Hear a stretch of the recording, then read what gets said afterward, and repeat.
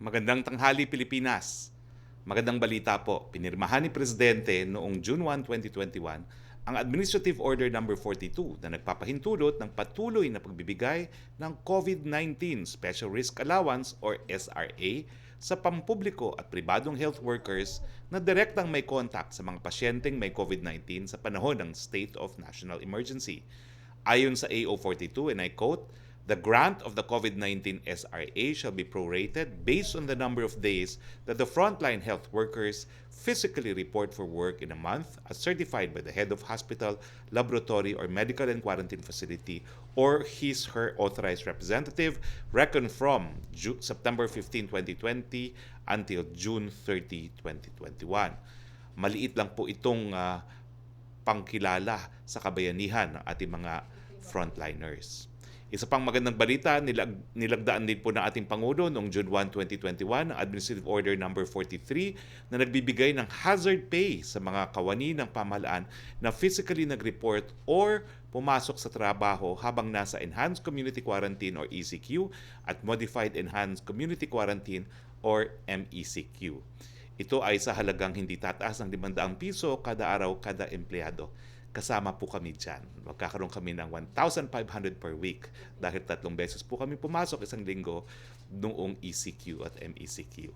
Samantala, pinirmahan po ni Presidente ang Executive Order No. 138 ukol sa full devolution of certain functions of the executive branch to local governments at ang pagkakaroon ng isang Committee on Devolution and for other purposes.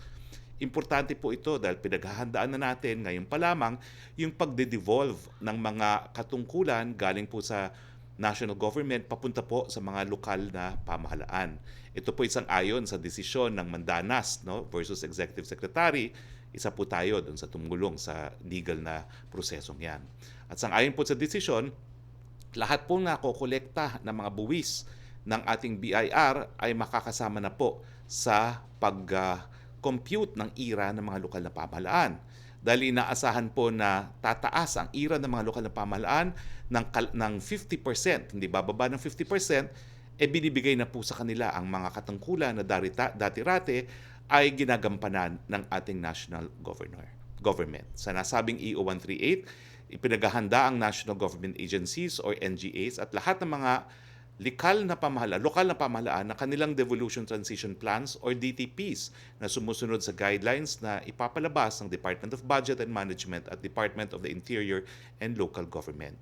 Kinakailangan magkaroon ng isang devolution transition plan ng bawat departamento kasama ang ahensya at GOCCs sa ilalim ng kanilang control at supervision. Ang DBM Secretary ang mag-chair ng Committee on Devolution or COMDEV habang ang DILG Secretary ay magsisilbing co-chair. Ito ang magiging functions ng COMDEV. Unang-una po, yung oversee and monitor ng implementation of administrative and fiscal decentralization goals, yung evaluate the status and monitor the implementation of the DTPs of the NGAs and LGUs and ensure compliance of NG officials or employees and local chief executives, yung resolve issues and concerns that may arise in the implementation of this order, and ensure the elimination of any regulatory or fiscal controls on the automatic release of LGU shares on national taxes. Mabuting balita po talaga ito dahil magkakaroon na po ng katuparan ang local autonomy na tinatawag natin. Samantala, ang pangatlong magandang balita, naglabas nung Martes, June 1, ng isang statement ang World Health Organization or WHO kung saan vinalidate nito ang Sinovac COVID-19 vaccine para sa emergency use. Ayon sa WHO, and I quote, "Vaccine efficacy results show that the vaccine prevented symptomatic disease in 51% of those vaccinated and prevented severe COVID-19 and hospitalization in 100% of the studied population." Ang ibig sabihin ay ligtas at epektibo ang Sinovac vaccine dahil pumasa ito sa mataas na standards ng World Health Organization, hindi lang po ng standards ng ating Food and Drug Administration. Dahil dito, tiwala kami na tataas pa ang kumpiyansa ng ating mga kababayan na nagpapabakuna o magpabakuna ng gamit po ang Sinovac. Inuulit ko, libre ang una at pangalawang dose ng bakuna at ang pinakamabisang bakuna ay ang bakunang naririto na po. Usapang bakuna pa rin, dumalo si President Rodrigo Roa Duterte kahapon sa Gavi COVAX Advanced Market Commitment 1 World Protected Summit. Ang summit po ay co-hosted ni Japan Prime Minister Suga Yoshihide at Gavi Chair of the Board Jose Manuel Barroso. Binigyan din ng ating Pangulo ang current clearing imbalance sa vaccine distribution.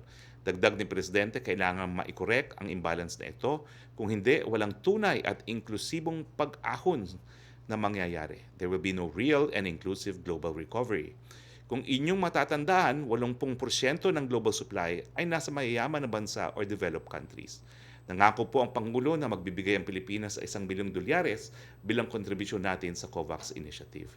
Nagpaabot ng pasasalamat ang Presidente sa COVAX, sabay hinikayat ang ibang mga bansa na tumulong din. Patunay po ito na tayong mga Pilipino talagang tumatanaw po ng utang na loob at nagpapasalamat. Nag-usap po kahapon si Pangulong Duterte at Russian Federation President Vladimir Putin sa okasyon ng 45th anniversary ng establishment ng diplomatic relations ng Pilipinas at Russia. Nagpasalamat si Presidente kay Presidente Putin dahil sa ginawang available ang Sputnik V sa Pilipinas at inulit ng ating Pangulo ang kahalagahan ng expeditious delivery ng mga in-order na bakuna. Sa kanyang parte, sinabi ni Presidente Putin na tataasan ng Russia ang volume ng Sputnik V vaccine deliveries sa Pilipinas. Pumunta naman po tayo sa datos tungkol sa bakuna na galing sa National COVID-19 Vaccination Operations Center.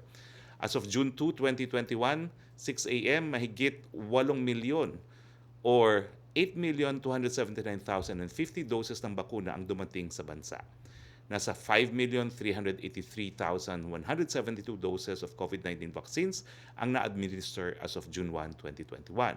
Nasa higit 1 milyon or 1,293,750 na mga Pilipino ang nakatanggap na ng 2 doses ng bakuna, kasama rito ang 713,429 na medical frontliners, 274,940 na mga seniors at 301,716 na persons with comorbidities. COVID-19 updates naman po tayo. Ito ang ranking sa ng Pilipinas sa mundo ayon sa Johns Hopkins. Number 24 po ang Pilipinas pagdating sa total cases. Number 32 po tayo pagdating sa active cases. Number 133 naman po tayo sa cases per 100,000 population. At number 90 po tayo sa case fatality rate na 1.7%. Meron po tayong 5,257 na mga bagong kaso sang-ayon po sa June 2, 2021 datos ng DOH. Nagpapasalamat naman kami sa magagaling, masipag, dedicated na medical frontliners dahil patuloy ang pagtaas ng mga gumagalil. Dahil 94.1 ang gumaling mula sa coronavirus, nasa 1,167,426 na po ang bilang ng mga nakarecover. Samantalang, malungkot naming binabalita na nasa 21,158 ang binawian na po ng buhay. Nakikiramay po kami at sana nga po hindi pa po lumaki yan at kaya naman po natin gawin yan kung tayo po ay magpapabakuna na. Ito po para sa ating sarili, para rin sa ating mga mahal sa buhay. Kamustahin naman po natin ang kalagayan ng ating mga ospital sa Metro Manila at buong Pilipinas. Maganda po ang ating datos. Sa katunayan, ang nagagamit lang natin ngayong ICU beds dito muna po sa National Capital Region ay nasa 50% lamang. Ang ating mga isolation beds ay nasa 41% lamang. Ang ating ward beds ay nasa 37% lamang. Ang ating ventilators ay nasa 37% lamang. Ang nagagamit naman natin sa buong Pilipinas na ICU beds ay nasa 57% lamang. Isolation beds 48%. Ward beds 50% at ventilators 38%. Sa ibang mga bagay, sa Tropical Storm Dante as of 2nd June 6 p.m., nasa 3,090 families or 12,071 persons ang nasa 94 evacuation centers sa Region 11 at Caraga ayon po sa DSWD. Nasa 1,120,764 worth of assistance ang naibigay sa mga apektadong mga pamilya. 334,714 dito ay galing sa DSWD at 786,050 pesos mula sa LGU. Samantala, sang-ayon po kay DOTR Secretary Artugade, rumisponde ang Philippine Coast Guard sa pamumuno ni Commandant General Ursubia Jr.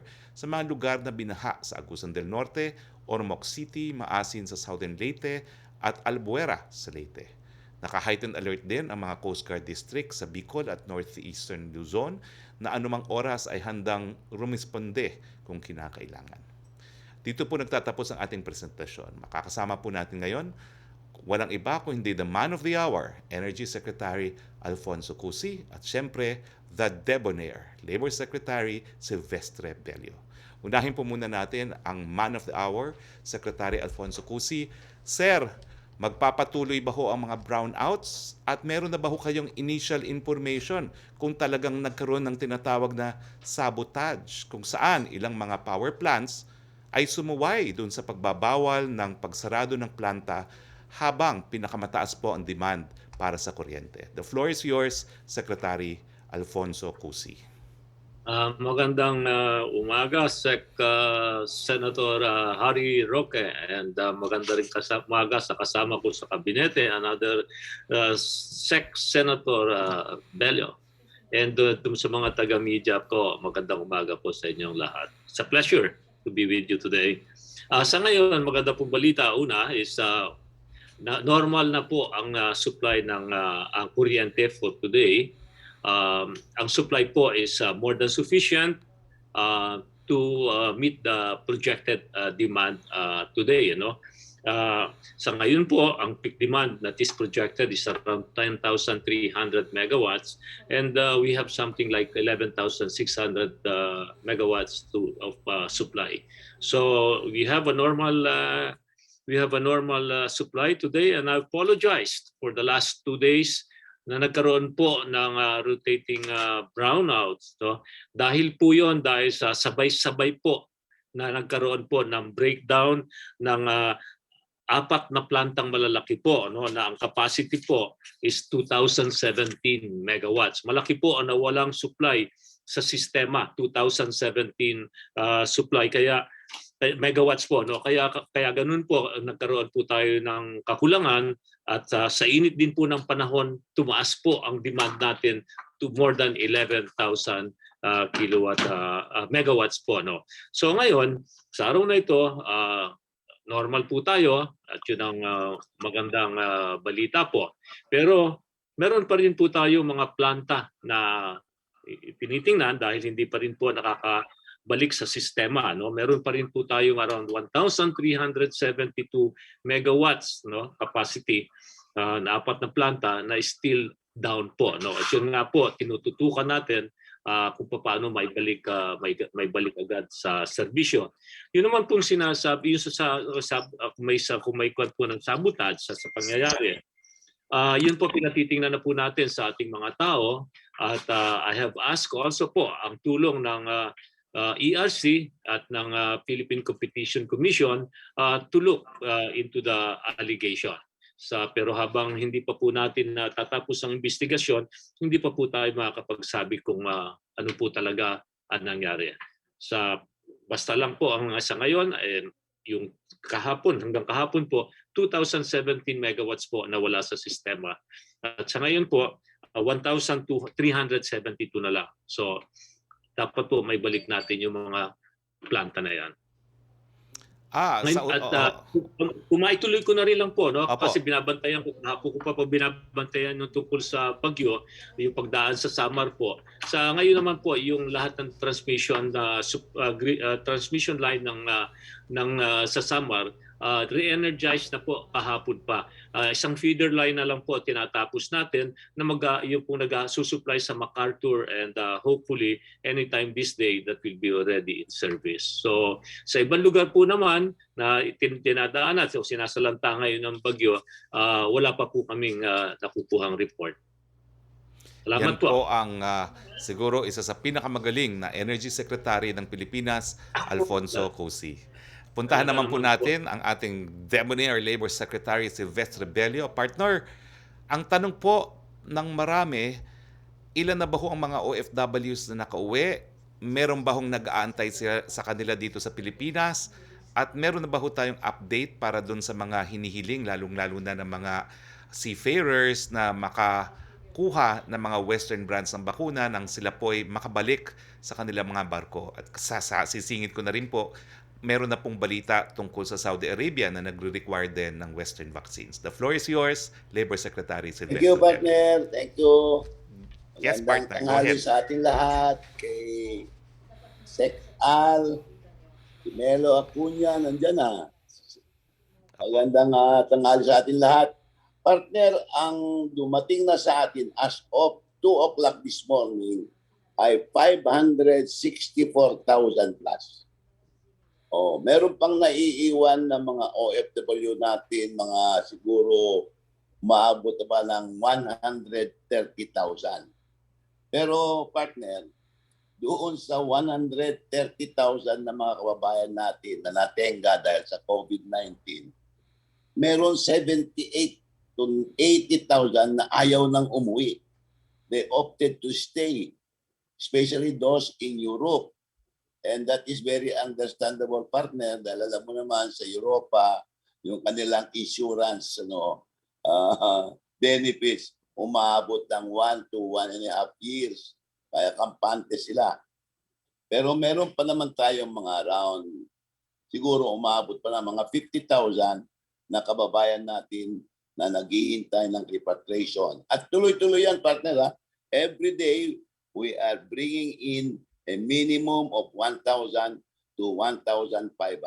Actually, kung hindi lang doon sa IATF resolution na they're limiting the repatriation or the entry to 1,500, umaabot siya ng mga around 2,000 to 3,000 every day yan, partner, every day.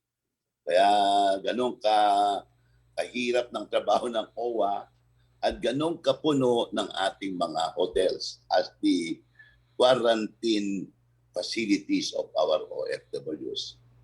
Ngayon, partner, siguro gusto rin malaman ng ating mga kababayan na yung mga kababayan natin, mga OFW natin na natenga dahil sa COVID-19, binigyan sila ng ating Pangulong Duterte ng one-time cash assistance of $200 kung nandun pa sila. Pero kung nakauwi na sila, kasama na sila doon sa 564, ang binibigay sa kanila ay 10,000 peso equivalent. And that is not to mention yung binigay ng ating Pangulo. Ito, partner, dito, Sec Harry, Sec Al, ito binigay ng ating Pangulo without Dole, without OWA asking for it. Basta nagbigay siya ng 5 billion as repatriation expense.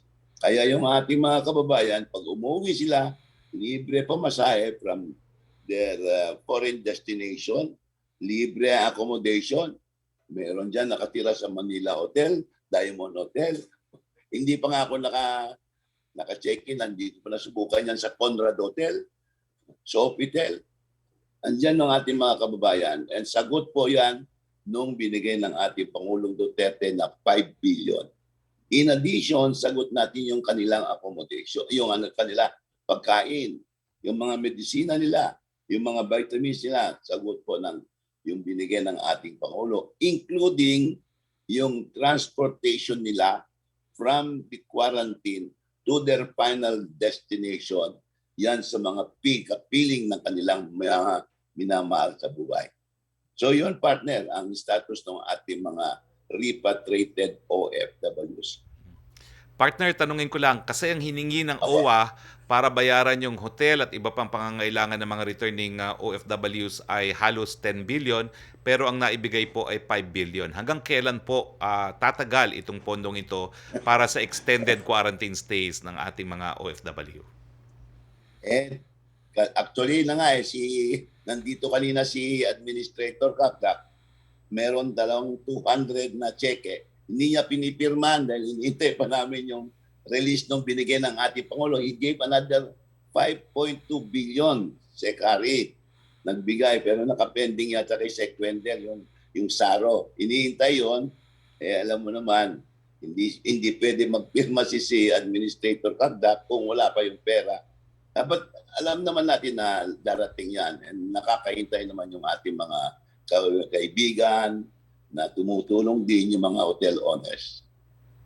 Okay, maraming salamat, Secretary Silvestre Bello. Please join us for our open forum at simulan na po natin ang ating open forum. Si Mela Lesmoras will act as our moderator. Go ahead, Mela. Good afternoon, Secretary Roque. Gayon din po kada Secretary Pusi at Secretary Bello. Unang tanong po mula kay MJ Villaflor of Tribune.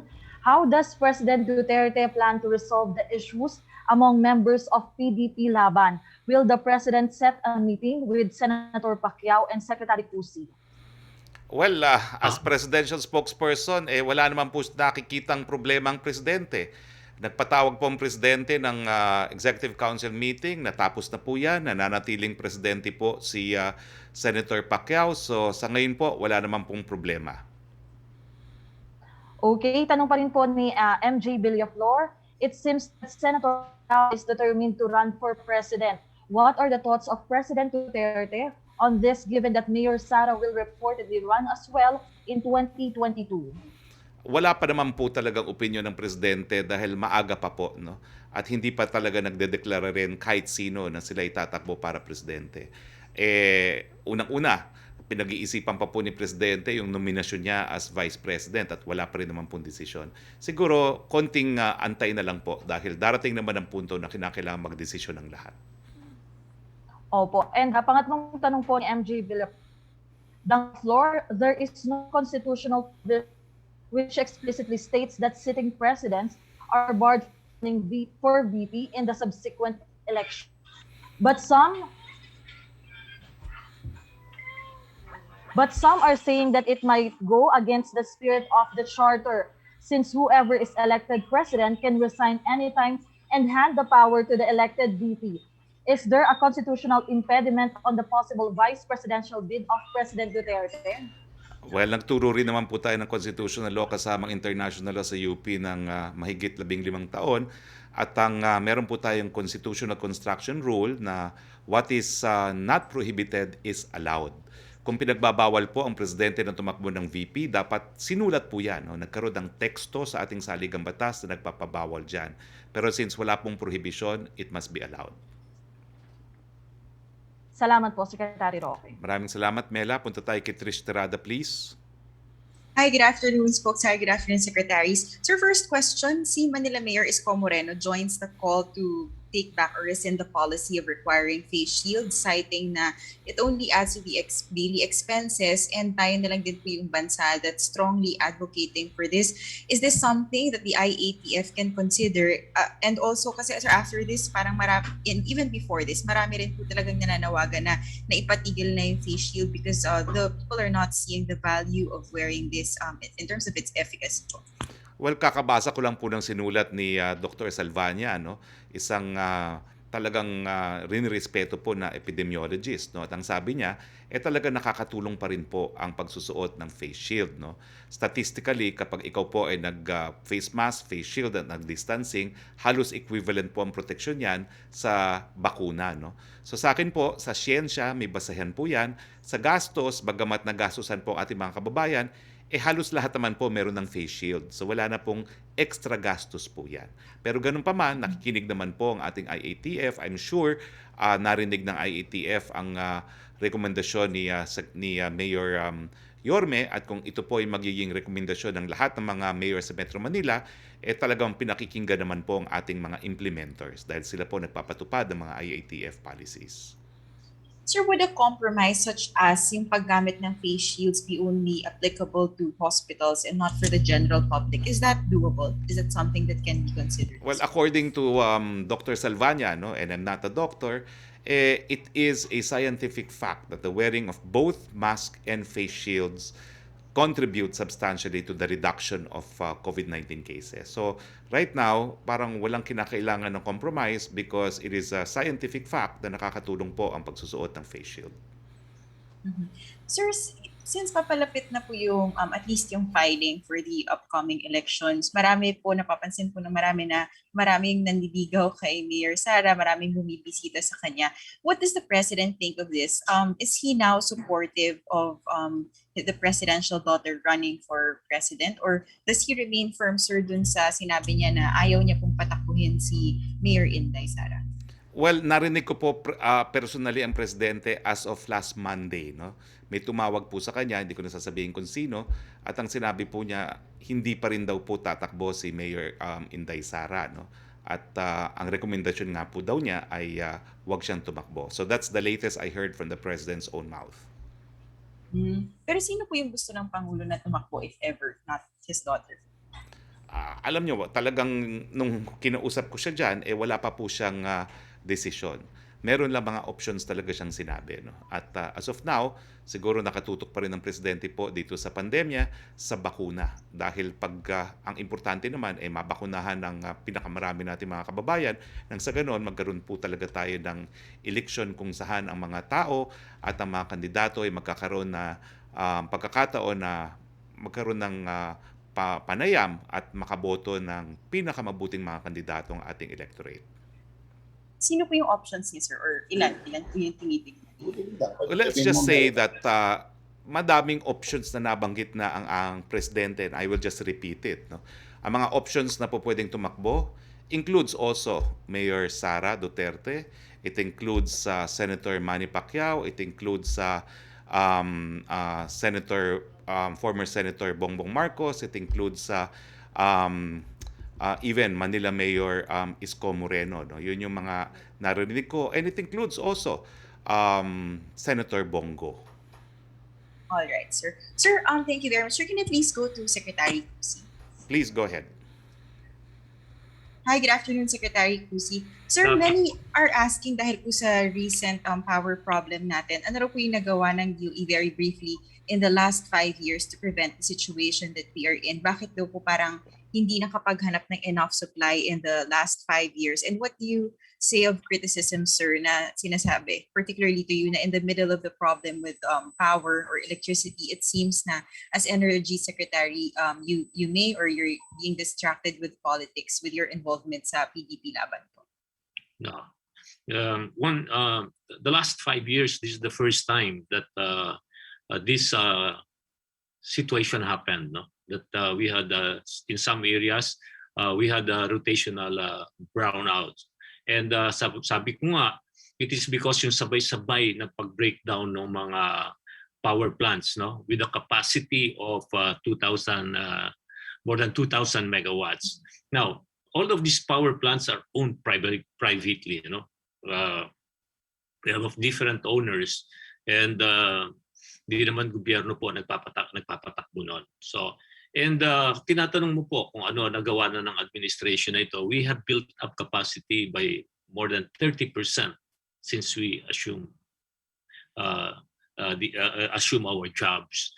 And we have planned our indicative power plant build up, up to 2040 to make sure that we have sufficient power, supply of power, electricity in the coming years. Nakuha po lahat yan, lahat ng aspeto po ng pagpaplano, nagawa na po yan. And it is already online yung mga ginagawa pong mga planta. And then we have even invited foreigners. So ulitin ko, 30% of the capacity increase have been already made. And there are still plants that are being constructed. Nagkaroon po ng delay ang ibang planta na tapos na dapat nasa linya niya because of various reasons. Ano po? Transmission grid, pandemic, lahat po yun. Nandun po lahat yung consideration. It's just sad. Nalulungkot po ako na nangyari nga po ito na nagkaroon the last 2 days ng aberya dahil nga po sa breakdown ng mga power plants na may capacity na more than 2,000 megawatts. So hindi po natin nakuha niyan na pinababayaan yung pag-build up ng capacity. And to assure energy security, yun nga po, this administration, yung proper energy mix na hindi tayo nagre-rely sa isang source of energy. Kaya maririnig po ninyo siguro kasi sinasabi natin even ang nuclear ipasok natin sa mix natin, and then even we are looking the energy source of the future, the hydrogen, nakasama na rin po yan sa pag-aaral natin to make sure that yung secured ang energy natin in the future. Kung idadagdag ko lang, Trish, kung dadagdag ko lang, no, bilang taga-Taal na taga-Bataan, no, in fact, My province mates and I are very grateful to Secretary Cusi because it continues na ini-encourage na yung pagtatayo ng mga power generation facilities sa Bataan. No? We're now competing with Batangas to be known as the power center of the Philippines. At ang maganda pa, si Secretary Cusi has been very encouraging for renewable and LNG, no? Which is less of a pollutant than current coal. No? So maraming salamat po on behalf of my province mates kay Secretary Cusi. Yeah. Go ahead, Sir, Trish. follow-up question lang po kasi yun nga po, there are criticisms na sa gitna nga raw po ng problema natin sa electricity, sa power. It seems that the Energy Secretary, US Energy Secretary is getting distracted with politics with your involvement sa PDP Laban. What do you make of these criticisms, Secretary? Well, nagkataon nga po yun na nagkaroon po ng aberya, no? Those power plants broke down na nagkataon naman po na na-tiyempo na we have a meeting in Cebu. But it doesn't mean na napapabayanan po because I have I'm not the only guy that is running DOE. You know, and I trust my team. I trust the DOE people addressing the situation. And saka the policies have been laid out already. This is a question of enforcement na lang po, no? So wala pong relasyon yung pag-meeting sa Cebu. That is another function, and I can do jobs with all the technology that we have today. We can perform more, no? And that is the aspiration of all of us people, like you and me. We want to be able to accomplish and do more tasks, di po ba? So ganun po 'yon. All right. Thank you, Secretary Cusi. Sir, just one last for Secretary Bello, please. Good afternoon, Secretary Bello. Hi, Mika. Good afternoon. Hi, sir. Good afternoon. Sir, just a phone-in question from my colleague, Paulo Barcelon. Ano raw po yung assistance for contractual workers that are affected by the hazard pay disallowance by COA? Ano raw po yung planong gawin ng DOLE about this issue? The same din siya. Yung contractual have the same privilege under yung administrative order ni President number 43. Whether you are contractual or regular, that is not relevant. Lahat sila entitled doon sa hazard pay of 500 a day. Pero sir, yung recent memo po kasi, yung pinapabawi po ng COA yung hazard pay allowance na nabigay to some contractual workers. Paano po kaya mangyayari dito, sir? Paano maaasistihan ng DOLE yung mga contractual workers na technically hindi naman po nila kasalanan na nakatanggap sila ng hazard pay tapos bigla pong babawiin? We can make representation for them with the Department of with COA. Kumbaga sir, will you work towards preventing na yung pagbawi? Gagawan po ba natin ng paraan para hindi na bawiin? Looking forward to that possibility, Trisha. Okay. Thank you very much, Trish. Let's Thank go you very now. much, Secretary Bello. Thank you to all our Thank you, Trish. Let's Thank go you. back to Mela Lesmoras, please. Thank you, Secretary Roque. Pwede po itong sagutin ni Secretary Cusi from Rose Navenario of Hataw. Albay Representative Joey Salceda said, tuloy ang kandidatura ni Davao City Mayor Sara Duterte as presidential bet sa 2022 at nagbubuo na siya ng political alliances sa ibang partido para isakatuparan ito. Sa tono ni Salceda, nasa likod ni Mayor Sara ang PDP Laban, pero ang posibilidad ng tandem niya kay Pangulong Duterte as VP ay malabo. Sang-ayon po ba kayo sa pahayag niya? I think go ahead, Secretary Cusi. Yung ako sabi nga sorry.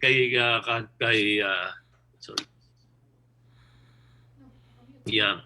Kung alam po ninyo, hindi ko po sa akin po, ako naman yan wala naman pong problema yun sa pahayag ni kung Joey, no. Yun naman pong sa PDP na resolution ng membro na hinahikayat, really urging the president to run for vice president. Po. Yun po ay ng national councils, mga member po ng PDP. At sinasabi nga po, as bahala na si Pangulo, ang pumili ng kanyang magiging katandem. So that is up for really the president to choose. Kaya nga sabi ko nga po kahapon kay Kong Joey, baka mamaya ikaw pang piliin ni Pangulo di ba? So ngayon naman kung sasabihin natin na yung Duterte, that is something that we need to really study, and we cannot answer whether it's good or not good at the moment. What we need to do is find out who can really yung bang makakatulong, makakapagsulong sa pag-asenso ng ating mga mamamayan at ng ating bayan. Yun ang importante. Okay, tanong pa rin po ni Rose Navenario ng Hataw, bakit hindi napigilan ng DOE ang sabay-sabay na pagpalya ng 10 planta na nagresulta sa rotational brownout, lalo na ipinagbabawal ninyo ang preventive maintenance sa Abril, Mayo at Hunyo?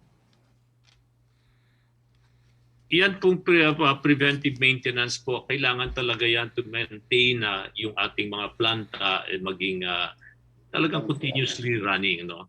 Tapos, of course, yung ibang planta natin meron na pong edad. No? They need to be maintained better. Ngayon, may mga sitwasyon po na bakit nagkaroon ng mga delay sa preventive maintenance. Yung nga po dahil sa pandemic po. No? Makikita nyo sa pandemic na itong pandemic, during the pandemic, it has not been noticed that really the energy family has been working from oil industry, from the gas station, from the power. Continuous po yung working na yan at nag-maintain. Kaya lang po, nagkaroon din po ng mga delays yung ibang arrival ng spare parts, yung iba pong technical people that pumupunta. Humihingi po, every time po may darating ditong foreign technical consultants. Po, humihingi po tayo ng clearance sa IATF and following the protocol. Hindi naman po natin kinuha yan. Binabaliwala yan yung mga protocol and health protocol. Sinusunod po natin yan. Nagkaroon po talaga ng mga delays po sa pagdating dito ng mga technical people. Even po yung National Grid, sabi nga na-suspend yung ibang trabaho, yun ay binigyan nilang rason sa amin, inahabol namin bakit hindi natatapos, just because po yun sa mga technical people nila na hindi nakarating ng tamang oras. Opo, at panghuling tanong naman po, Secretary Cusi ni Rose Navenario, similar question with Jam Punsalan of ABS-CBN Online and Maricel Halili of TV5. Totoo po ba ang akusasyon ni Senator Manny Pacquiao na inunan nyo ang politika kaysa trabaho nyo sa DOE? Nasagot ko na po kanina yan. Natanong na po yan na sinasabi nga po natin na alaman po naman ninyo yung we are aware, we are aware of our responsibilities and ginagampanan po natin yan ng nagagawa sa buong pong nating kakayahan. At nakakalungkot nga po na nanggaling pa po yon sa aking mga party mates. Nakakalungkot din po yun. So, and anyway, siguro naman makikita po na hindi natin pinababayanan ang ating panunungkulan. Okay. Okay. Salamat po, Secretary Cruz. Thank you very much. Punta naman tayo kay Melo Acuña, please. Hey, good afternoon, Secretary, at sa ating mga kasama. May tanong po ako sa inyo, may kinalaman sa sinabi ni kababayang Joey Salceda tungkol sa pagtakbo ni Davao City Mayor Sara Duterte sa Panguluhan. Meron din po ba kayong ganitong impormasyon? Sa akin po, ang alam ko po ay wala pa pong desisyon ng ating Davao City Mayor at wala pa rin pong pronouncement na siya po ay tatakbo bilang Pangulo. Bagamat marami po ang nagnanais na siya nga po ay tumakbo. Okay po. May tanong po kay Secretary Cusi at kay Secretary Bello. Unahin ko po muna si Secretary Bello.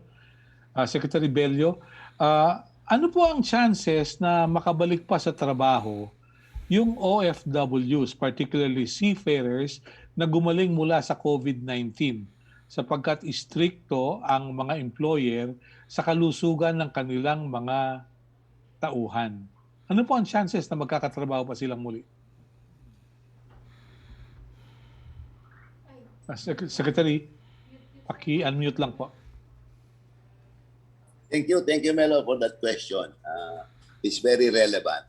Actually, it's high time that we Filipinos realize na yung ating Filipino seafarers are the most preferred seafarers in the world. Hinahabol yung ating mga seafarers. Kaya yung kanilang chance of re-employment ay napakataas. In fact, I thank Secretary Galvez for thinking of a process na ang ating mga OFW, one dosage na lang sila. And that will facilitate yung deployment ng ating mga OFWs, especially yung ating mga seafarers. Opo, meron kasi akong kababayan na kauuwi lang matapos gumaling sa COVID-19 sa Santos, Brazil. Ang worry niya, baka hindi na siya makabalik sa trabaho dahil sa baka isama na sa tanong kung ikaw ba'y nagka-COVID na. Ay, hindi po. Not to a list from my experience, ang ating mga OFWs, yung mga seafarers natin, kagaya sinabi ko, hinahabol.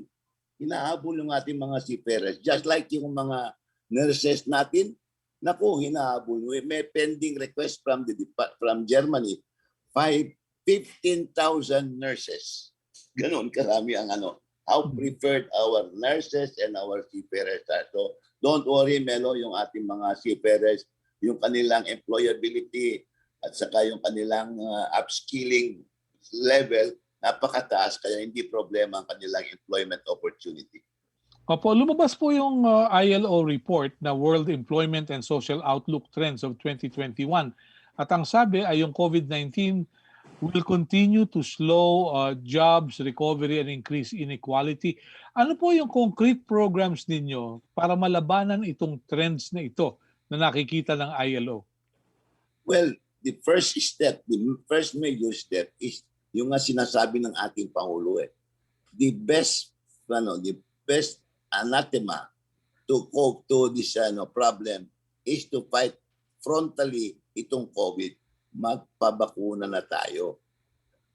The moment we achieve that level, we will be going back to normal situation.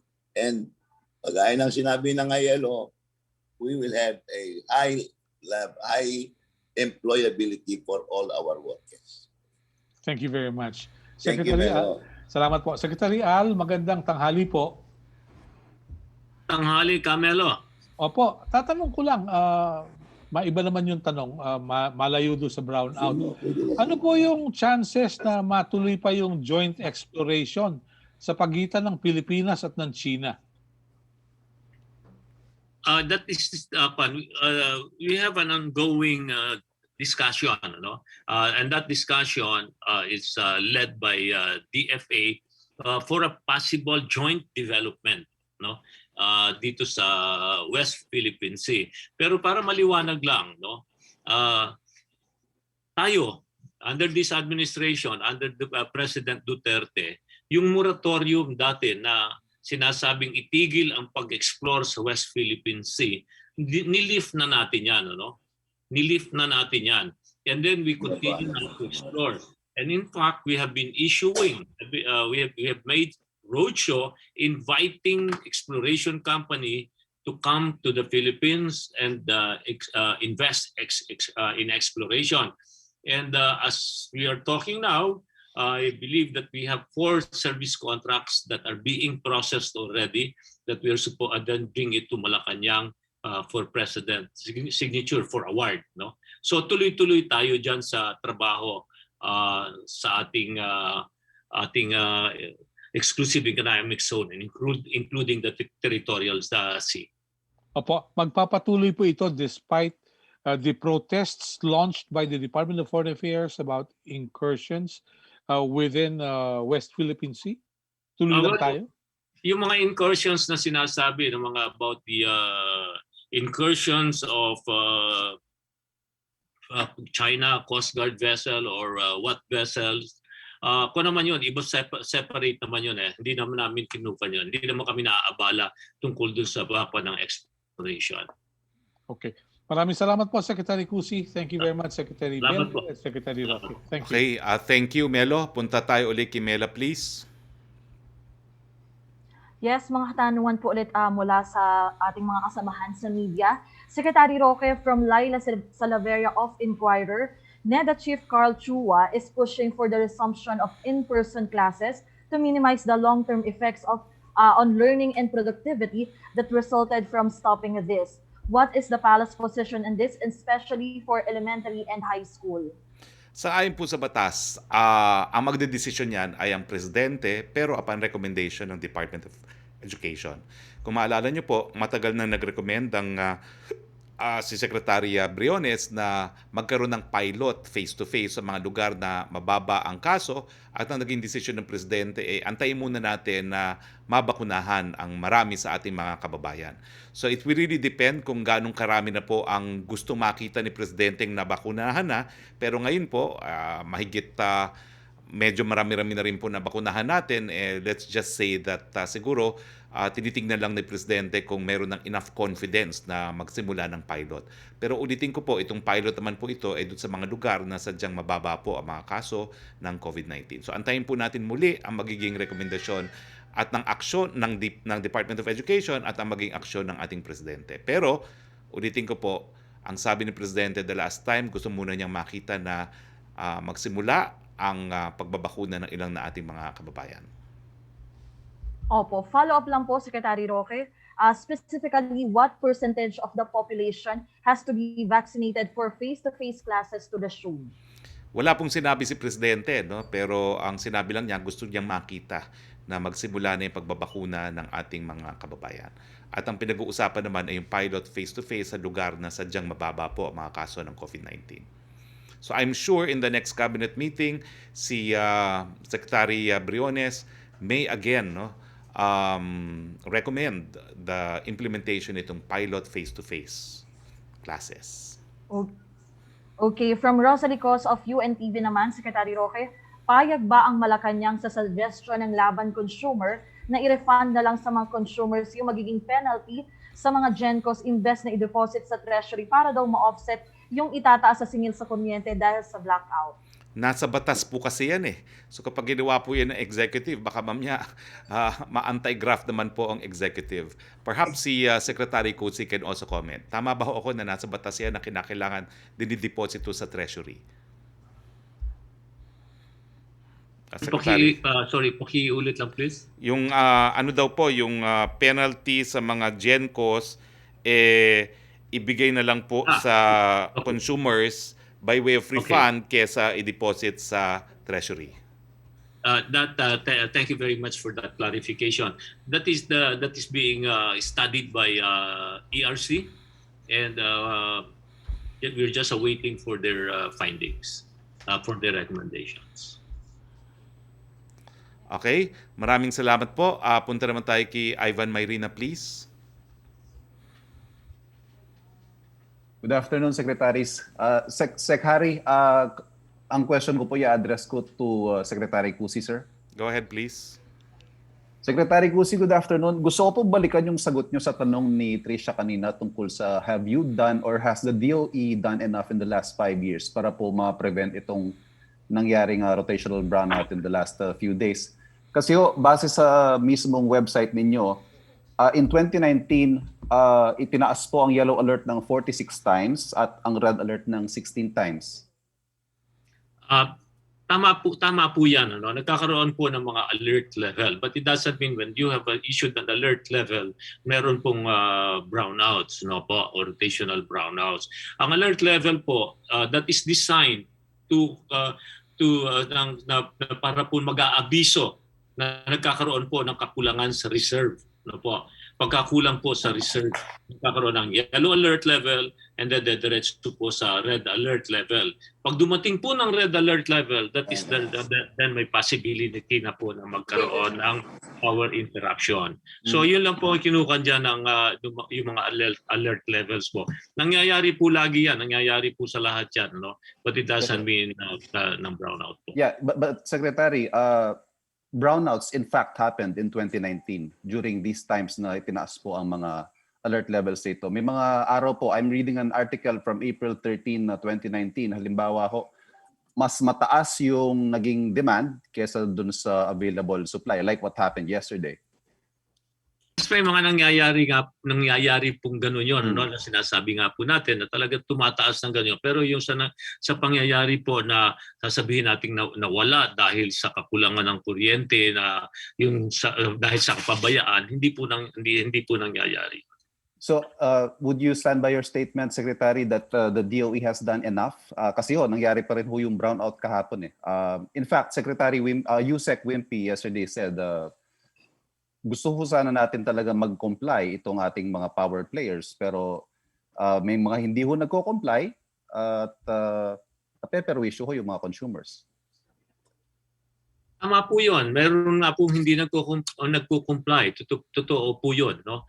Yan po ang malaking problema. We need to have reserves. No po? Yung sinasabi nga po ng mga reserva ng na power para po nagkakaroon tayo ng mga aberya, yan po papasok. Napaliwanag na po, katulad po yan ng spare tire. No? Pagka naplatan ka, mapapalitan mo, hindi ka na maghihintay ng mabulkanize mo na yung gulong mo. Yung sinasabi natin mga 29 mga gano'n, nangyayari po yun, mga Swiss, magkakaroon talaga ng mga brownouts, minsan tinatamaan ang linya ng kuryente, mapuputol ang grid, dahil hindi po sa kakulangan ng supply, no po. Hindi lang ang brownout po nangyayari, hindi lang po dahil sa kakulangan ng supply, but other technical reasons. Ngayon po itong nangyari dito sa atin is kakulangan po ng supply, no po. Hindi po dahil sa bagyo, hindi po dahil sa tahangin, dahil hindi may tumumbang poste, may pumutok na transformer, and so on and so forth. This what happened the past 3 days or 2 days, it's because of talagang nasira po yung planta. Ina-identify na nga po natin kung ano po yung mga nasirang planta. And over the 5 years po, under this administration, 30% of the capacity has been increased. Tumatanda rin po yung mga power plants, no? Yung mga tumatandang power plants nangangailangan din po ng mas mahaba-habang maintenance. Ngayon, ito po ang isang malaking problema. At ito naman po alam ng Senado. Alam po ito ng publiko. Matagal ko na po sinasabi ito. At I'm being demonized for raising this. Kakulangan ng reserve, no? Nung mga ancillary reserve, and that's what we are posing, no? Under our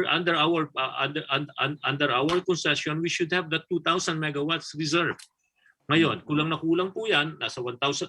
Sinasabi ko nga po kanina na ito ang ating sistemang ito, na aggravated po ito.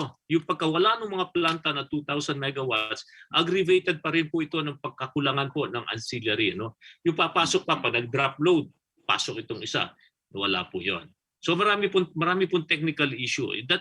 It's not that simple po. Pero makakaasa po kayo, no, na ang DOE is always on top of it, and the policy has been laid down. And the capacity build-up has been there, not only for the year-to-year pero hanggang sa 2040 na nga po, nakakuha na po yan, nakaporma na po yan.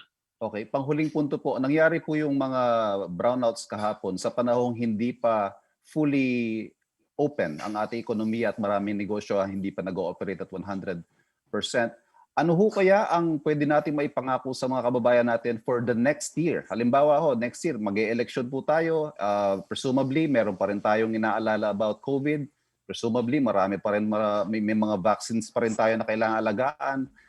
Ano ho kaya? Can we tell our people na may gagawin po tayo at may ginagawa tayo para hindi ho mangyari itong mga ganitong brownout? Kanina rin po, sinabi ko nga po, maraming planta na nandyan na under construction and ready to be commissioned, ready to supply. In fact, there is one plant in Maribeles, Maribeles that is under testing and commissioning, undergoing. Hindi lang po sila makapasok sa linya because that is a grid issue, na pinapatingnan natin sa NGCP nga po at saka sa ERC. Gusto ko nga po sana, excuse me po, gusto ko nga po sana na yung bagong planta na yan, napapasok na po, no? Gusto ko na nga po sanang ipapasok bigyan ko ng emergency order, papasukin. Kaya lang nga po hindi natatapos yung mga technical works on testing and commissioning. So ginagawa po yon. So papasok po siguro yon maybe in another 2 weeks, pasok po yun. No? So bagong planta po yun. So nandyan po yun. So you can be assured that there are enough supplies as far as policy and construction is concerned. No? Na po yun, na makakaasa po ang publiko na your DOE, na this government is on top of these things. Ngayon, doon naman po sa COVID, sa vaccines, no?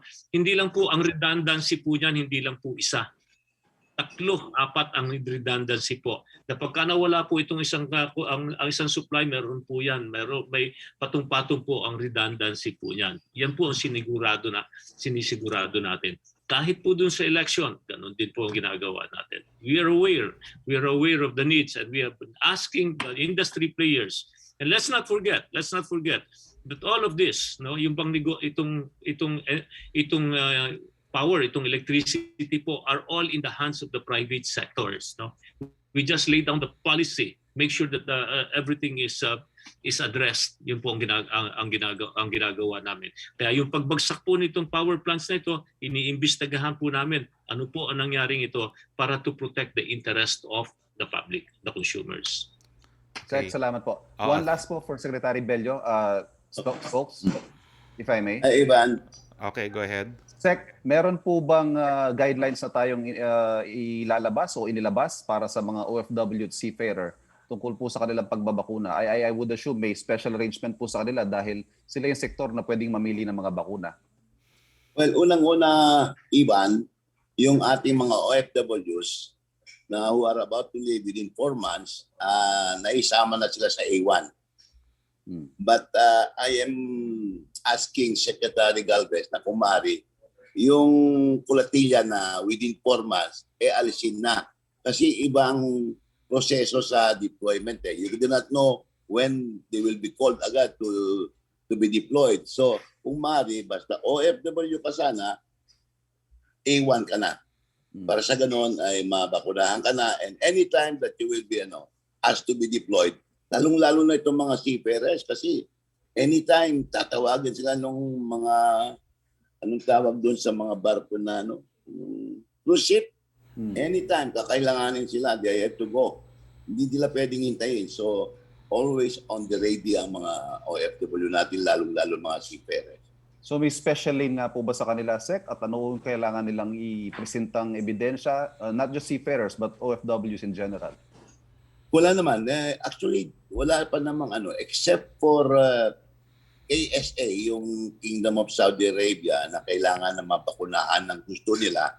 Wala pa namang ganong incident sa other countries. They are free to go there. Ang only requirement nila is that pagdating nila doon, they will have to be swabbed and then they will be quarantined. Okay. Well, kung dadagdag ko lang, Ivan, doon sa huling Talk to the People, linabas ko po yung issue ng ating mga seafarers. Ang kanilang rini-request ay, yun nga po, ang hihingi nilang dapat sa mga seafarers ay yung kanilang seaman's book. At saka kung po pwede, doon pa sa LGU nila, kung saan sila nakatira, ay doon na sila magpabakuna bago pa pumunta sa Maynila nang hindi magtipon-tipon dito sa Manila yung mga magpapabakuna. At yung mga pabalik naman sa Pilipinas, ang request nila, matapos ang quarantine, ay kung po pwedeng mabakunahan na sila. Tinalaga po ni Presidente si Secretary Galvez para i-implement itong mga request ng mga OFWs o tsaka mga seamans in particular, kung ito po ay karapat-dapat na ma-implement. Okay, thank you, Ivan. Thank you very much. Secretary Bello, Secretary Cusi, sir. Thank you. Thank you, Ivan. Thank you, Ivan. Punta naman tayo kay Mela Lesmores again, please. Secretary Roque, for Secretary Cusi naman po ito from Chris Jose of Remate. Yung unang tanong po ni Chris ay naitanong na yung supply sa Samar dahil nga sa Bagyong Dante. Yung pangalawang tanong naman po niya, Secretary Cusi, kumusta naman ang relasyon nyo bilang PDP laban ni Vice Chairman Senator Manny Pacquiao na acting president ng partido? May namumuo po bang tensyon sa pagitan yung dalawa? Tensyon sa partido? At sa tingin niyo po ba aalis si Senator Pacquiao sa partido? Napakahirap naman tanong yan dahil hindi naman ako I'm not the one. Hindi ko masasagot yung tanong na gano'n, no? Pero this is what I can say. yung ginagawa namin sa partido, no, this is to strengthen the party and to have that unity and work together, no. Wala naman yan. You have not seen me speak anything against anybody. Wala po akong kinupa yan. And everything that we have done, even this National Council meeting, is for the party. Nothing more, no. Wala pong kanyan. It's not for anybody, it's not for any personality, but for the party. Okay, for Secretary Roque naman po, from Chris Jose pa rin of Remate, reaksyon sa sinabi at naging panawagan ng ilang progresibong grupo, kabilang ng isang dating miyembro ng gabinete ni Pangulong Duterte na dapat tutulan ang pag-usad ng charter change at pagka-nominate kay PRRD ng kanyang partido upang tumakbo sa 2022. Nasa likod daw nito ang desperadong tangkaan ng Pangulo para mapanatili sa kapangyarihan. Well, unang-una po, no, yung pagpo-propose ng amendments ay nasa jurisdiction at katungkulan po ng ating Kongreso, no, dahil sila po ay bumubuo ng Constituent Assembly to propose amendments to the Constitution. Trabaho po talaga nila yon. Wala naman pong kinalaman ng Presidente dyan. Taong bayan po ang magdedesisyon kung sila po ay papabor sa mga amendments na ipopropose. Pangalawa, wala pong proposal sa ngayon ang nagsasabi na palalawigin ang termino ng ating presidente. Ang nominasyon po ay para tumakbo bilang vice presidente ang ating presidente. So wala pong basihan yung sinasabi na merong desperadong tangka para mapanatili sa kapangyarihan. Hindi po mananatili bilang presidente si Presidente Duterte beyond his term of office in June 30 of next year. Opo. From John Punsalan of ABS-CBN Online naman po, Secretary Roque, there is a report that some volunteers are gathering signatures and seeking the help of barangay captains in the middle of a pandemic to urge Mayor Sara Duterte to run as president. Is this okay with the IETF rules? Given if it's allowed, is it appropriate? Walang masasabi ko lang po dyan. We cannot answer yes or no. Depende po yan sa quarantine classification. Dahil alam naman natin na mas maraming movements na allowed sa mga MGCQ area kung ikukumpira sa GCQ, at definitely hindi yan po pwede sa MECQ at ECQ. So depende po yan sa quarantine classification at depende rin po yan sa patakaran ng lokal na pamahalaan. Opo, Secretary Roque, from John Punsalan pa rin po, there are spam text messages encouraging people to get vaccinated. In the end, it says from President Duterte at Mayor Sara Duterte, #SavePilipinas, #SaveDavao. Does government have anything to do with this? What would you like to say to people who are responsible for this? Well, ako po yung in charge sa communications pagdating po sa bakuna, no? At I can say na bagamat ang presidente po ang best communicator, hindi po kami nagpapakalat ng ganyang text. Opo, ito naman, Secretary Roque, pwede rin pong sagutin ni Secretary. Israel has summoned our ambassador after the Philippines voted in favor of investigating alleged abuses in Palestinian territories. Why did we vote this way, considering that historically we have friendly ties with Israel? How will we make sure this doesn't affect our OFWs? Sagutin ko muna yung issue ng foreign affairs, no? Alam niyo po, the president does not micromanage, no? Although he is the chief architect of foreign policy, yung paano po boboto ang ating delegasyon sa UN Human Rights Council ay pinauubaya po niya sa ating delegasyon. At ang delegasyon naman po natin ay meron po silang record na consistently naman po ang ating boto ay pabor po doon sa tinatawag na karapatan ng mga Palestino na magkaroon ng estado, in the same way na sinuportahan din po natin ang Israel nung binuo pong Israel bilang isang bansa. So we defer po to the decision of our Department of Foreign Affairs, at saka yung boto pong yan sa UN Human Rights Council does not in any way, no, or should not in any way affect our excellent bilateral relations with Israel. In fact, isa po sa napuntahang lugar ni Presidente na paborito niya ay ang Israel, no, at isa sa inaasahan ng Presidente na tumulong lalong-lalo na sa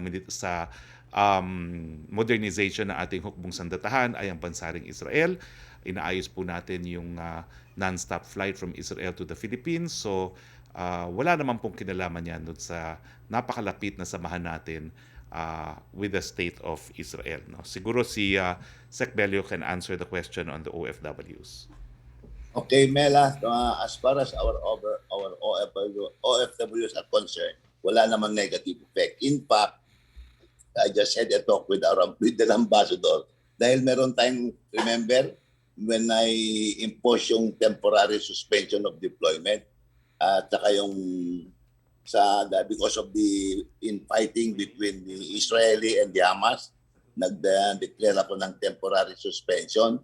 Inihingi nila na i-lift ka na yon. Pero sabi ko naman, we have to be very sure that if we deploy our OFWs, kailangan sigurado tayo sa kanilang kaligtasan.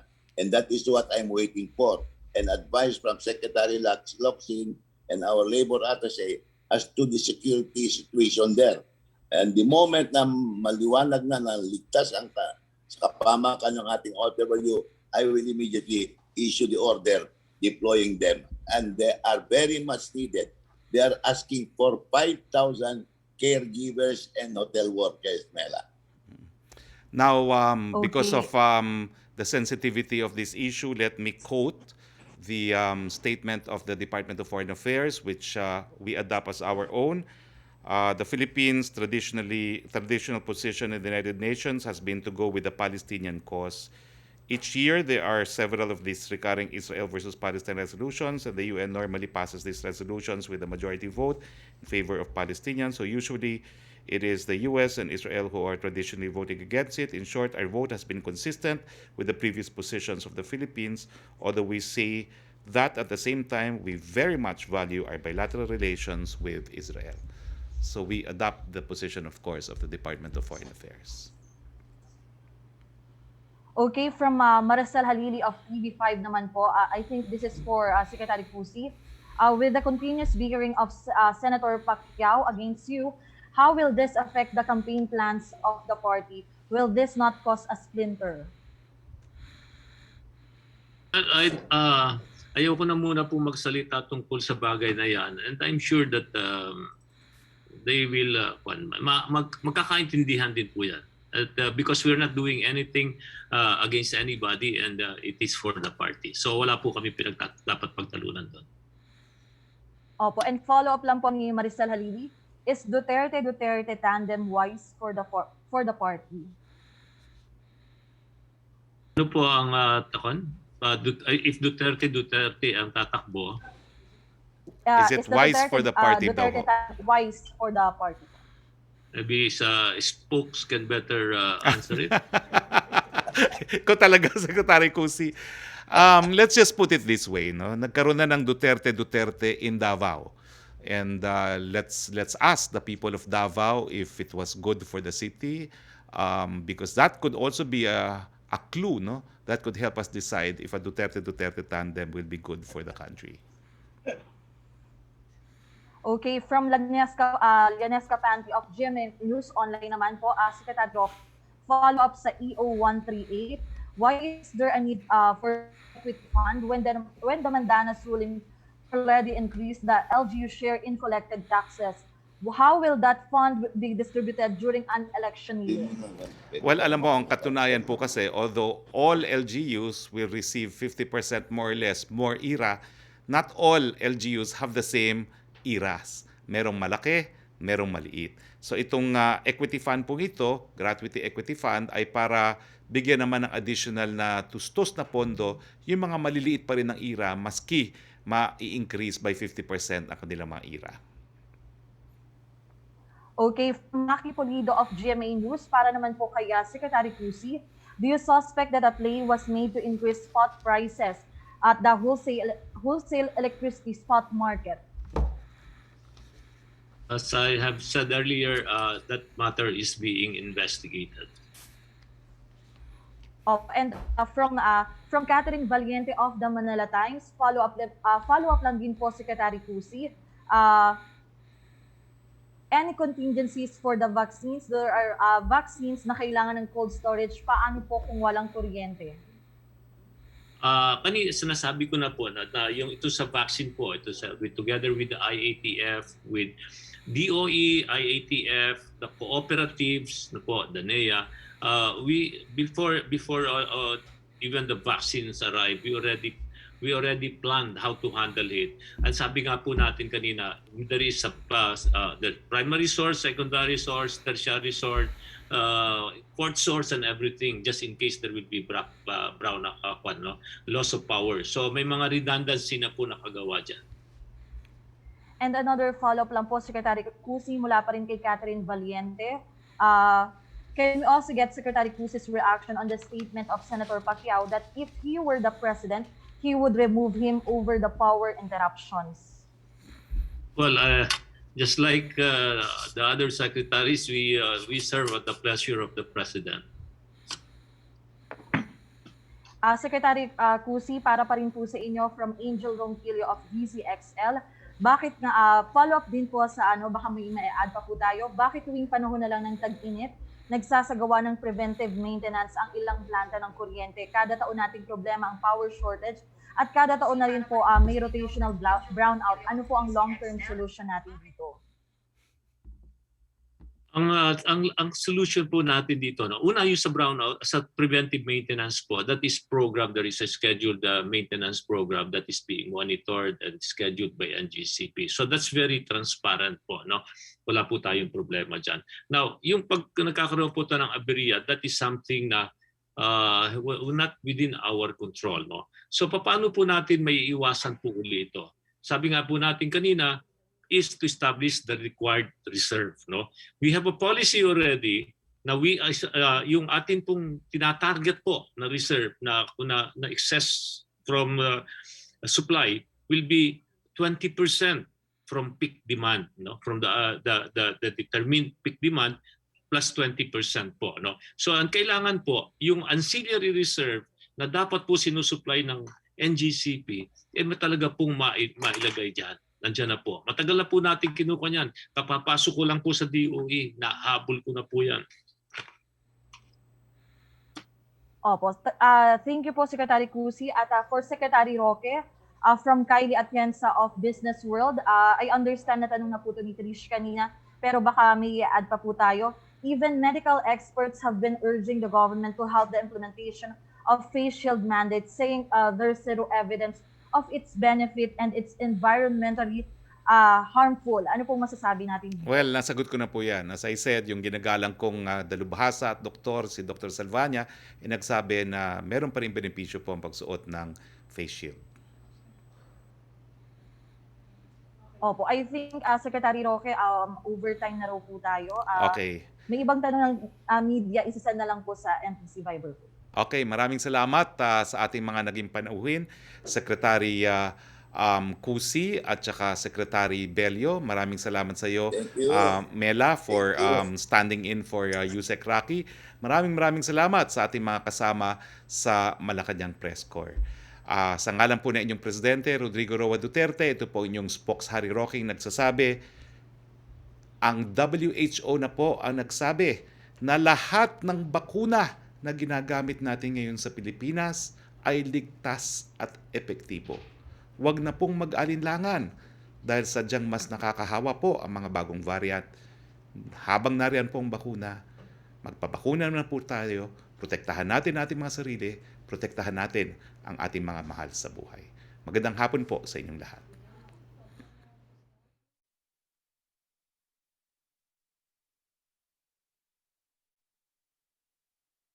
Sek Cusi.